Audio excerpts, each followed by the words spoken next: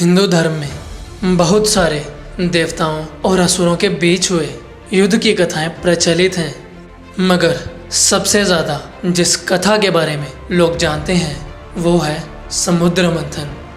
समुद्र मंथन पहला ऐसा काम था जिसे देवताओं और असुरों ने मिलकर किया था।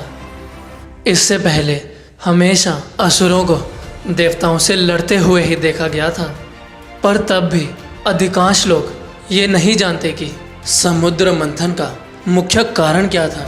विष्णु पुराण में वर्णित है कि समुद्र मंथन का कारण था देवी लक्ष्मी की खोज।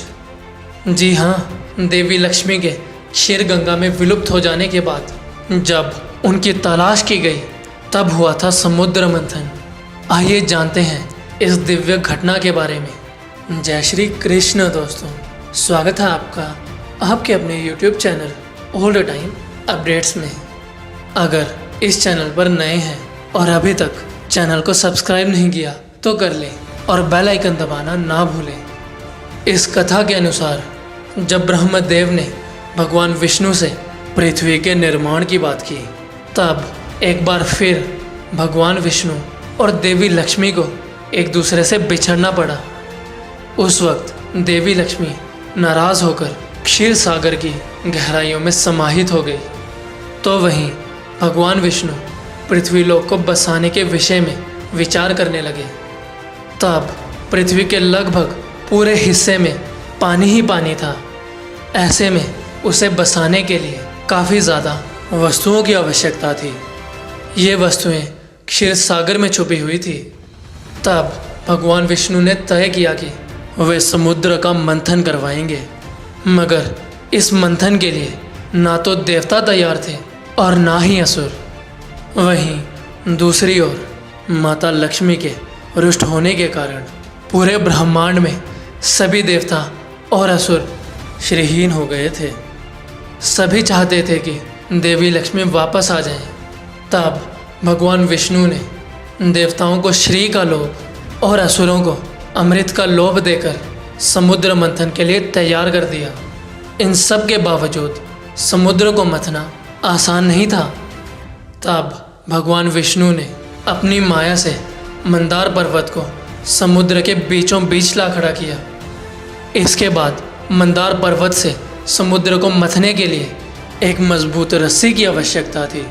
तब भगवान विष्णु ने भगवान शिव से उनके गले में वास करने वाले नाग वासुकी को समुद्र मंथन में देने के लिए आग्रह किया। वासुकी के मुंह से जहरीली हवा निकलती थी, जिससे उसके सामने खड़ा हुआ कोई भी प्राणी जलकर भस्म हो जाए। इसीलिए वासुकी के मुंह की ओर ना ही देवता खड़े होना चाहते थे और ना ही असुर। तब भगवान विष्णु ने जिस ओर वासुकी की पूंछ थी उस ओर देवताओं को नियुक्त किया तथा जिस ओर मुख था उधर असुरों को। हालांकि ये भगवान विष्णु की एक चाल थी। इसके बाद प्रश्न ये था कि मंदार पर्वत का भार उठाएगा कौन। तब भगवान विष्णु ने कछुए का रूप धारण किया और मंदार पर्वत को अपने ऊपर रखवा लिया। तब कई वर्षों तक समुद्र मंथन का काम चलता रहा।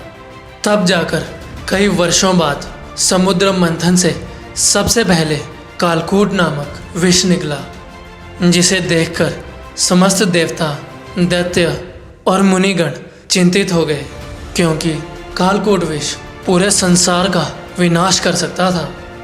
तब समस्त देवताओं ने भगवान शिव से रक्षा की विनती की। तदंतर भक्तवत्सल भगवान शिव ने संसार की रक्षा के लिए उस भयानक विष को अपने कंठ में धारण कर लिया। विष के प्रभाव से उनका कंठ नीला पड़ गया और इसी कारण भगवान शिव का एक नाम नीलकंठ भी है। कहते हैं कि भगवान शिव द्वारा विष का पान करते समय विष की कुछ बूंदें छलककर भूमि पर गिर पड़ी थी, जिसे सर्प, बिच्छू और अन्य विषैले जीवों ने ग्रहण कर लिया था। तत्पश्चात उस मंथन से श्वेत हाथी निकला, जिसका नाम था ऐरावत।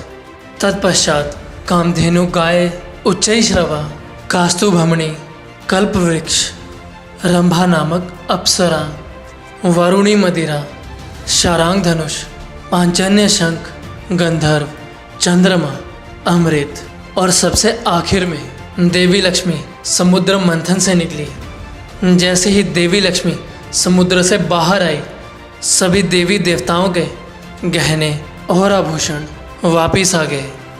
कुछ पुराणों में ऐसा बताया गया है कि अमृत सबसे अंत में निकला था, परंतु विष्णु पुराण के अनुसार सबसे अंत में माता लक्ष्मी निकली थी। आज की वीडियो में बस इतना ही। अगर वीडियो में बताई खास जानकारी पसंद आई होगी तो वीडियो को लाइक करें, शेयर करें और चैनल को सब्सक्राइब अवश्य करें।